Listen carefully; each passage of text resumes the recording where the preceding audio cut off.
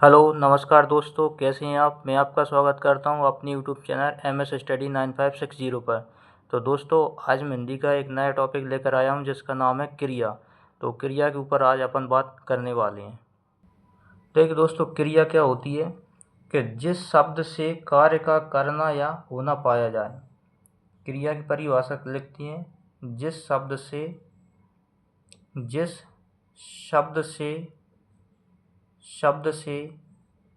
कार्य का करना या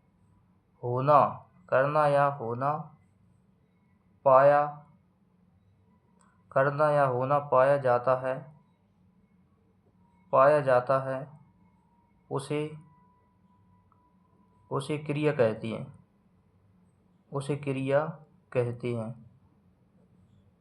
ये वही क्रिया की परिभाषा कि जिस शब्द से कार्य का करना या होना पाया जाता है उसे क्रिया कहती है। जैसे अपन बात करें, जैसे मैं बोलूँ जाना क्या हो जाएगी, क्रिया हो जाएगी। इसके अलावा खाना क्या हो जाएगी, क्रिया हो जाएगी। पीना क्या हो जाएगी, क्रिया होगी। जिसमें ना रूप दिख रहा है तो जो ना रूप वाली क्रिया है सॉरी, पीना ऐसी लिखी हुई, पीना। इसके अलावा रोना, तो जी क्या आ जाएंगी, इस तरह की जी क्रिया हो जाएंगी। अब क्रिया का मूल रूप क्या कहलाता है, धातु। तो याद रखना, क्रिया का मूल रूप धातु कहलाता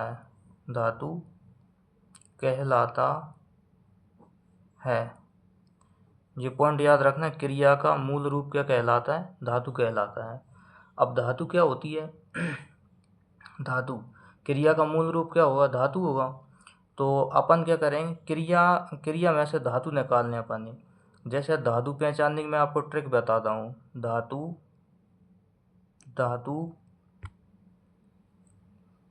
पहचानने की ट्रिक। धातु पहचानने की ट्रिक क्या होती है, जैसे अपन ने कोई क्रिया लिखी, जैसे मैं लिख रहा हूँ जाना कोई क्रिया लिखी। वो जाना में से अपन जो ना हटा देंगे, ना को हटा लेंगे, फिर क्या बचेगा, केवल जा बचेगा। तो जा क्या हो जाएगा, जी हो जाएगी धातु। जा क्या हो जाएगी, धातु। इसके अलावा मैंने लिखा खाना में से ना हटा देंगे, ना हटा दिए तो खा क्या बचेगी, खाए क्या बचेगी, धातु।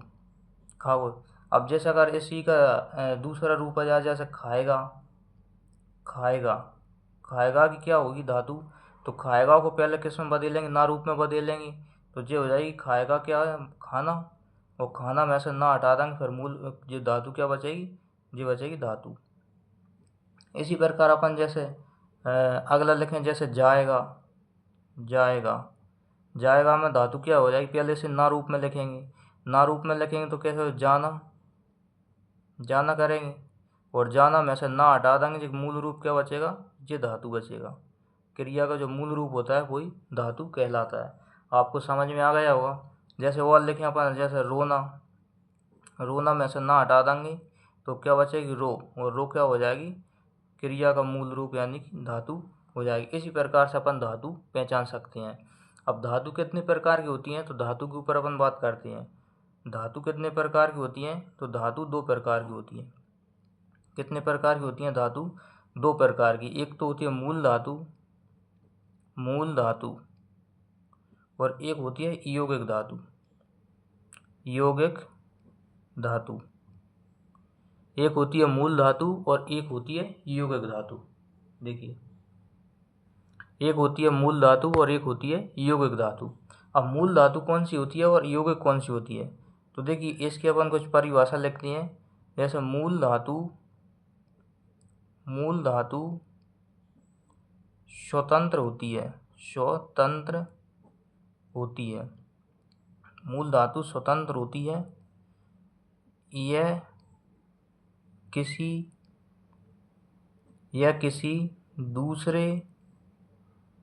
किसी दूसरे शब्द पर शब्द पर आश्रित नहीं होती है, जिसकी परिभाषा है। मूल धातु स्वतंत्र होती है, यह किसी दूसरे शब्द पर आश्रित नहीं होती है।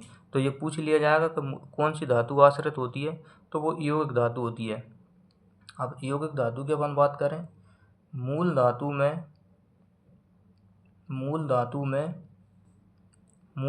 में प्रत्यय जोड़ने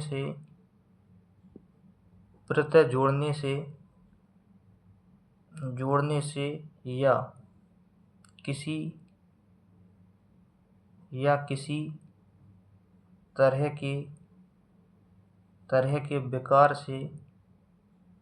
किसी तरह के विकार से यौगिक धातु बनती है। यौगिक धातुएं बनती हैं। अब देखिए, मूल धातु अपन ने देखी थी। मूल धातु क्या है थी, जैसे जाना की जा थी मूल धातु ये थी। अब इसमें कुछ अपन ने परिवर्तन ना जोड़ दिया, ना रूप जोड़ दिया, तो क्या हो जाएगा, यौगिक धातु हो जाएगी। जाना को जाएगा भी क्या हो जाएगी, यौगिक धातु हो जाएगी। अब जैसे अपन जाके उदाहरण देखते हैं, जैसे मूल धातु में कौन कौन से आएंगे, मूल धातु की अपन बात करते हैं। तो मूल धातु में जैसे खा लिखा था अपन, खा मूल धातु हैगी। इसके अलावा देखना का क्या हो जाएगा, देख, ना हटा दिया। इसके बाद पीना का पी हो जाएगा। इसके अलावा अपन सोना का क्या हो जाएगा, सो हो जाएगा। सो क्या हो जाएगी, मूल धातु। चलना का चल हो जाएगा मूल धातु। और सेम अपन इधर लिखती हैं, तो इधर क्या हो जाएगा, यौगिक धातुओं में। जैसे खाना से खा के आते हैं मूल धातु। अब खा का क्या हो जाएगा, खाना हो जाएगा एक तो, खाना। खिला हो जाएगा, खिला यौगिक धातु हो जाएगा, खिला, खा में खिला। और पी से हो जाएगा पीना, पी से क्या हो जाएगा, पी से। जैसे पीना है, पीना धातु हैगी, और पीना की मूल धातु क्या हो जाएगी, पीना क्या है, क्रिया, और क्रिया की मूल धातु क्या हो जाएगी, पी। और पी से क्या हो जाएगा, पिला। इसमें परिवर्तन कर दिया, पिला, फिर या फिर पिलवा, इस तरह से हो जाएगा। जैसे सुला,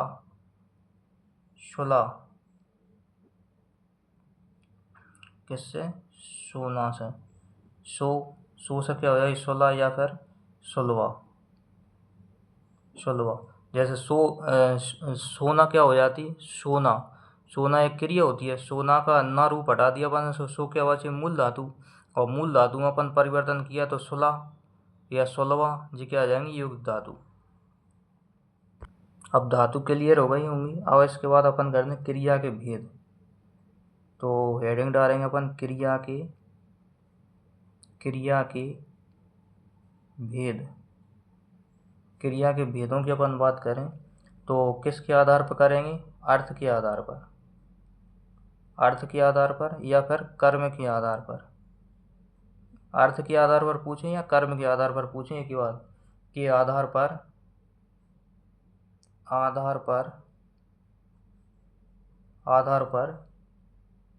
क्रिया के कितने भेद हैं, क्रिया के भेद हैं 2। कर्म के आधार पर या अर्थ के आधार पर क्रिया के भेद होती हैं 2। नंबर एक होता है सकर्मक,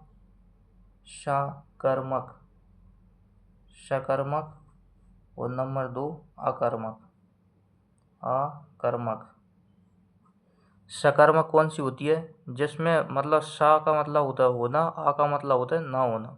यानी कि जिसमें कर्म होगा तो वो कौन सी होगी, सकर्मक, जिसे कर्म की आवश्यकता होगी।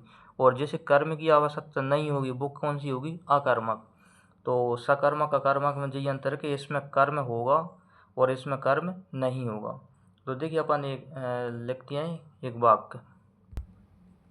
तो देखिए वाक्य के हिसाब से अपन देखते हैं कि जिन क्रियाओं को कर्म की अपेक्षा रहती है उन्हें सकर्मक क्रिया कहते हैं, व जिन्हें कर्म की अपेक्षा नहीं होती है उन्हें अकर्मक क्रिया कहती हैं। जिन्हें क्या कर्म की अपेक्षा नहीं होती है उन्हें बोलते हैं अकर्मक क्रिया। अब जैसे मैं सकर्मक और अकर्मक क्या कुछ बताता हूँ। जैसे कुछ सकर्मक क्रिया होंगी, सकर्मक सकर्मक क्रिया सकर्मक क्रिया, और कुछ होंगी अकर्मक क्रिया, अकर्मक क्रिया। ठीक है, तो कुछ होंगी सकर्मक क्रिया, कुछ होंगी अकर्मक क्रिया। सकर्मक क्रिया क्या होती है, जैसे मैंने लिखा खाना, खाना क्या हो जाएगी, सकर्मक क्रिया। और इसके अलावा पढ़ना, पढ़ना भी एक सकर्मक क्रिया हो जाएगी। गाना, गाना भी सकर्मक क्रिया हो जाएगी। इसके अलावा देना, देना भी क्या हो जाएगी, सकर्मक क्रिया हो जाएगी। वहीं अकर्मक की अपन बात करें, जैसे सोना, सोना, सोना क्या हो जाएगी, सकर्मक क्रिया। रोना, रोना क्या हो जाएगी, सकर्मक क्रिया। इसके अलावा हंसना, हंसना क्या हो जाएगी, सकर्मक क्रिया। और इसके अलावा देखते हैं बैठना, बैठना क्या हो जाएगी, सकर्मक क्रिया। देखिए दोस्तों, अब अपन कैसे, मैंने कैसे बता दिया कि जिस सकर्मक क्रिया आएंगी जे अकर्मक क्रिया आएंगी, आप कैसे पहचानोगे इनको। तो मैं बताता हूँ, देखो कैसे पहचानेंगे। अपन हर क्रिया के आगे क्या शब्द जोड़ना है, क्या शब्द जोड़ेंगे इसमें, क्या। तो क्या खाना, अपन जैसे क्या शब्द जोड़ने से कोई आंसर मिल रहा है तो वो तो हो जाएगी सकर्मक क्रिया, और आंसर नहीं मिल रहा है तो वो क्या हो जाएगी, अकर्मक क्रिया। जैसे मैंने पूछा क्या खाना, तो खाना खाना, केला खाना, फल खाना, कुछ भी खाना, मतलब जो भी खाने में अपन जो आंसर उत्तर मिल रहा है तो वो कौन सी हो जाएगी, सकर्मक है, यानी कि अपन कर्म मिल रहा है। और जहीं अपन बोलेंगे क्या क्या सोना, अब क्या सोना, जो इसमें कोई अपन मिल ही नहीं रहा, क्या आंसर मिल रहा है, कुछ नहीं मिल रहा। क्या सोना, कुछ जवाब मिला, नहीं मिला। इसके अलावा क्या पढ़ना, क्या पढ़ना, किताब पढ़ना, अखबार पढ़ना, और न्यूज़ जो भी कुछ पढ़ना, हिंदी पढ़ना। और अगर मैं पूछूं क्या, क्या रोना, तो रोना से कुछ नहीं मिल रहा, क्या रोना, कोई जवाब ही नहीं मिल रहा। इसके अलावा गाना, क्या गाना, क्या गाना गाना, पोइट्री गाना, कुछ भी गाना, लोकगीत गाना। और हंसना, क्या हंसना, तो हंसना से कोई जवाब ही नहीं मिल रहा, क्या हंसना, हंसना तो हंसना होता है। इसके अलावा देना, क्या देना, पेन देना, गवाही देना, कपड़े देना, कंबल देना, रोटी देना। और बैठना, क्या बैठना, तो जहाँ कोई जवाब नहीं मिल रहा, जहाँ अगर कोई जवाब नहीं मिल रहा क्या से, तो वे हो जाएंगे अकर्मक क्रियाएँ, और जिसमें अगर जवाब मिल रहा है देने से वो हो जाएंगी सकर्मक क्रियाएँ। ठीक है दोस्तों, ये इसकी पहचानने की ट्रिक है एक तरह से। अब मैं आपसे एक क्वेश्चन पूछता हूँ, आप बताना इसका आंसर कमेंट बॉक्स में। मोहन, मोहन फल खाता है, मोहन फल खाता है, तो ये कौन सी क्रिया है, कौन सी क्रिया है। नंबर ए ऑप्शन हो जाएगा अकर्मक, अकर्मक, और बी ऑप्शन हो जाएगा सकर्मक, सकर्मक। तो दोस्तों इसका आंसर आप कमेंट बॉक्स में करके ज़रूर बताना कि इसका अकर्मक आंसर होगा या सकर्मक, या बी में से। कमेंट बॉक्स में आपको कमेंट करके बताना है इसका आंसर। देखता हूँ कौन कौन इसका जवाब देती हैं। इसके अलावा अपन और आगे देखते हैं, जैसे कुछ क्रियाएँ लिख रहा हूँ मैं, कुछ एग्जाम्पल लिख रहा हूँ मैं आपके लिए।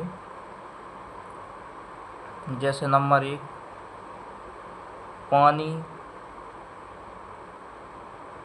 बरस रहा है, पानी बह रहा है, पानी बह रहा है। इसको बताना है कौन सी क्रिया होगी। नंबर 2, सूरज, सूरज चमक रहा है, सूरज चमक रहा है, सूरज चमक। इसका आंसर आप कमेंट बॉक्स में बता दो, जब तक मैं आपको लिखा रहा हूँ जब तक आप इसका आंसर कमेंट करके बताओ। नंबर 3, हवा चल रही है, हवा चल रही है। इसके अलावा और देखते हैं नंबर 4, मौसम,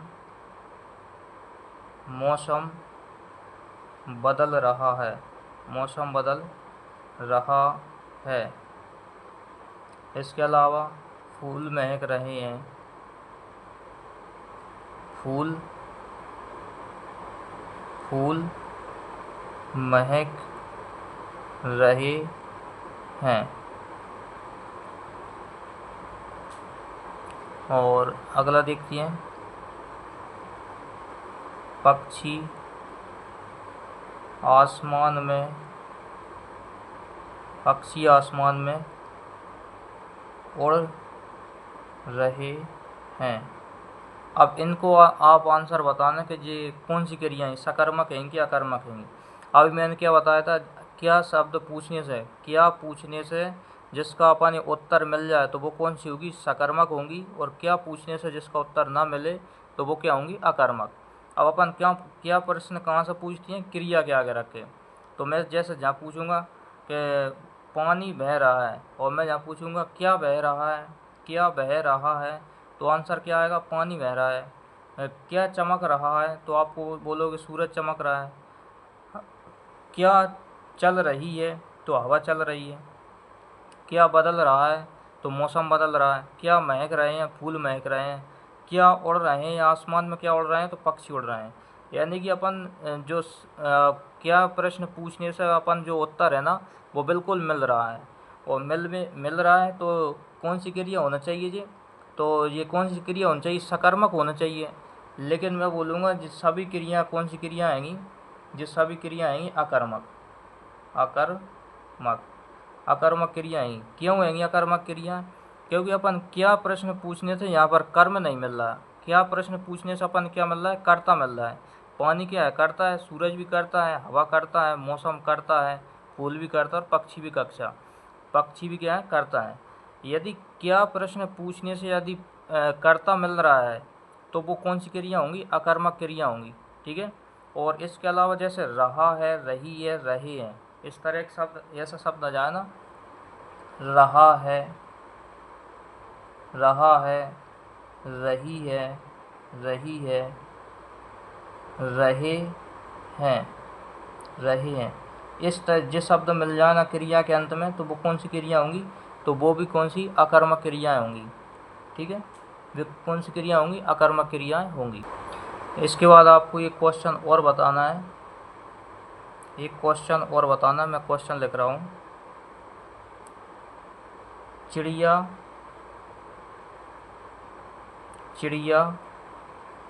आकाश में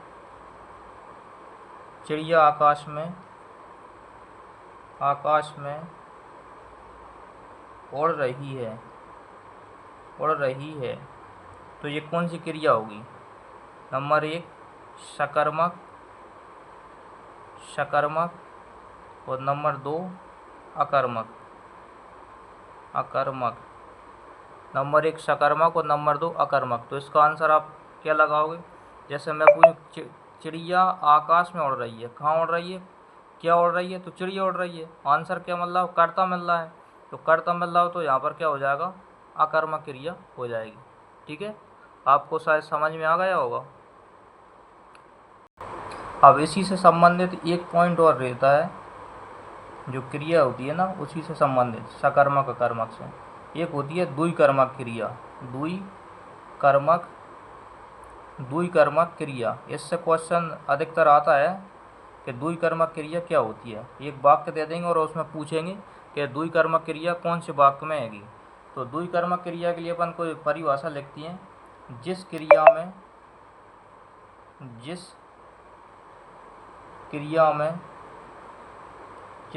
में दो कर्म हों, जिस क्रिया में दो कर्म होते हैं उसे द्विकर्मक क्रिया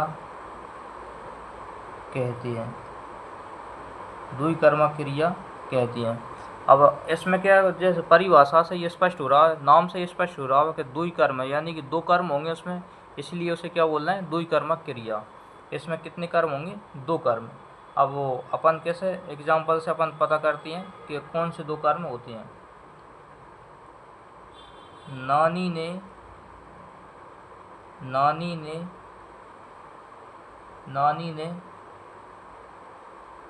अपने पोतों को कहानी सुनाई। नानी ने अपने पोतों को क्या सुनाई? कहानी सुनाई। अब इसमें क्या देखेंगे कि नानी ने अपने पोतों को कहानी सुनाई। पोते मतलब जो बेटा के लड़का होती है ना, उन्हें पोता बोलती हैं। नानी ने, वैसे नाती पोता एक ही बात होती है। नानी ने अपने पोतों को क्या सुनाई? कहानी। अब क्या सुनाई, तो क्या प्रश्न पूछने से क्या सुनाई, तो क्या सुनाई? कहानी सुनाई। कहानी क्या हो जाएगी? और एक किसे सुनाई? एक का हो जाएगी किसे सुनाई, तो अपने पोतों को सुनाई। और एक क्या सुनाई? कहानी सुनाई। इसमें क्या आ रहा है? दो कर्म आ रहे हैं। एक तो क्या आ रहा है? अपने क्या सुनाई, तो कहानी सुनाई। किसे सुनाई? अपने पोतों को सुनाई। अब किसे करने से जो आता है ना, वो सजीव कर्म होता है। और जो सजीव कर्म होता है ना, वो क्या होता है? गौण कर्म होता है। गौण कर्म होता है। और क्या प्रश्न पूछने से निर्जीव होता है, और निर्जीव जो होता है ना, वो मुख्य कर्म होता है। मुख्य कर्म आपने सुना होगा, एक होता है मुख्य और एक होता है गौण। आपने देवता सुने हो, गौण देवता हैं जी अपने गौण। और एक होते हैं मुख्य, और जो एक होते हैं गौण, जो छोटे होते हैं ना, उसे बोलते हैं गौण। ठीक है। इसके अलावा एक और लिखते हैं अपन, एक और एग्जाम्पल से क्लियर हो जाएगा। जैसे राम ने श्याम को थप्पड़ मारा। राम ने श्याम को थप्पड़ मारा। तो क्या मारा? क्या प्रश्न पूछें? क्या मारा? तो थप्पड़ मारा। किसे मारा? तो श्याम को मारा। अब किसे प्रश्न पूछने से जो मिलता है वो कौन सा? सजीव कर्म होता है। और इसके अलावा सजीव के अलावा क्या होता है? गौण कर्म होता है। ये गौण हो जाएगा, थप्पड़ क्या हो जाएगा? मुख्य कर्म हो जाएगा। ठीक है। तो मुख्य कर्म होता है, यही होता है मेन कर्म। मुख्य कर्म कौन सा होता है? थप्पड़। तो थप्पड़ क्या हो जाएगा? मुख्य कर्म हो जाएगा। और आगे देखते हैं अपन नोट डाल के।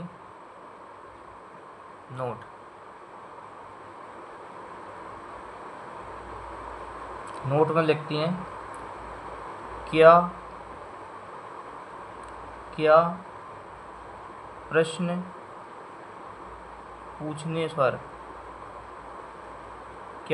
पूछने पर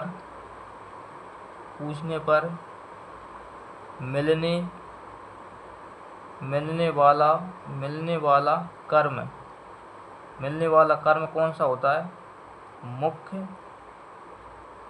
मुख्य या फिर प्रधान कर्म होता है। मुख्य या फिर प्रधान कर्म होता है। और एक पूछते हैं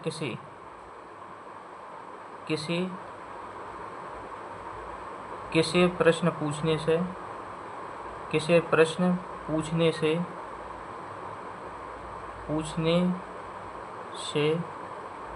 मिलने वाला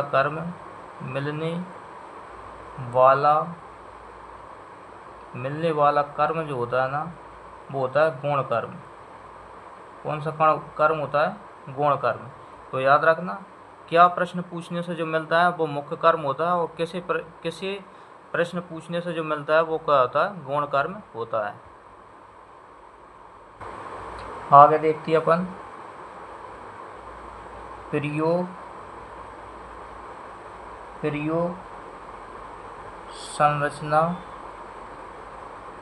संरचना या पूछी जाए रचना। प्रयोग संरचना रचना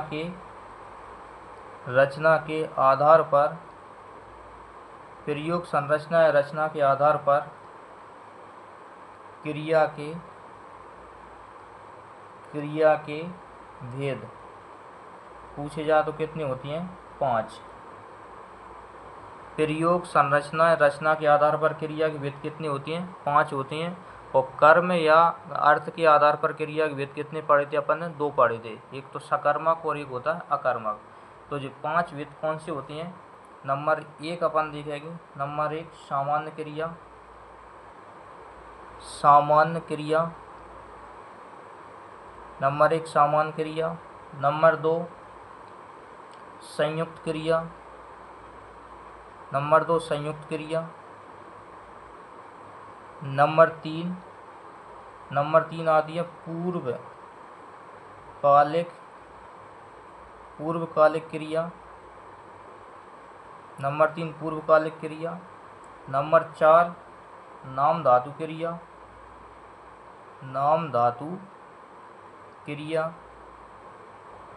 नंबर 4 नाम धातु क्रिया, और नंबर 5 नंबर पे आती है जो होती है प्रेरणार्थक क्रिया। नंबर 5 पे जो आती है वो होती है प्रेरणार्थक क्रिया। तो 5 क्रियाएं होती हैं प्रयोग, संरचना, रचना के आधार पर क्रिया के भेद 5 होते हैं। कौन कौन से? सामान्य क्रिया, संयुक्त क्रिया, पूर्वकालिक क्रिया, नाम धातु क्रिया और प्रेरणार्थक क्रिया। तो दोस्तों अब इनको अपन पढ़ेंगे नेक्स्ट वीडियो में। जब तक आप जहाँ तक पढ़ा है उसको बढ़िया नोट्स बनाइए और एक बार पढ़ लीजिए, और पढ़ने के बाद वीडियो को एक बार और देख लेना। तो दोस्तों इतनी ही उम्मीद है आपसे। इतना अगर आप कर लोगे ना तो कोई सी भी एग्ज़ाम में अगर आप बैठोगे तो आपका एक भी क्वेश्चन गलत नहीं होने वाला। क्रिया से संबंधित एक भी क्वेश्चन गलत नहीं होगा। ये बात बिल्कुल मैं गारंटी के साथ बोल रहा हूँ। आप बिल्कुल जो मैं पढ़ा रहा हूँ बिल्कुल प्रॉपर नोट्स बना सकते हैं। और जो है ना हिंदी की पूरी जो ग्रामर है ना, पूरे टॉपिक कराऊंगा मैं आपको, एक एक टॉपिक कराऊंगा, कोई सा भी टॉपिक नहीं छोड़ेंगे। आपने देखा होगा यूट्यूब पे बहुत से टीचर पढ़ाते हैं, ऑब्जेक्टिव भी लगवाते हैं, थ्योरी बहुत कम करवाते हैं। तो अपन है ना पूरी पहले थ्योरी कंप्लीट करेंगे, इसके बाद ऑब्जेक्टिव पे काम करेंगे। जो कि आपका कमेंट आएगा ना तभी ऑब्जेक्टिव कराएंगे अपन। इसके अलावा जो भी आप वर्ग 3 या फिर यूपीएसआई की अभी वर्तमान में जो तैयारी कर रहा हो ना, तो उसके लिए जो क्लास है ना बहुत रामबाण सिद्ध होने वाली हैं। तो जब तक के लिए बने रहिए और चैनल को प्लीज़ सब्सक्राइब कर लेना MS स्टडी 9560 को। और इसके अलावा आप वीडियो देखते हो तो लाइक भी कर देना प्लीज़, और अपने दोस्तों को भी इस चैनल के बारे में बताइए और ज़्यादा से ज़्यादा शेयर करें वीडियो को। Thank you. जय हिंद।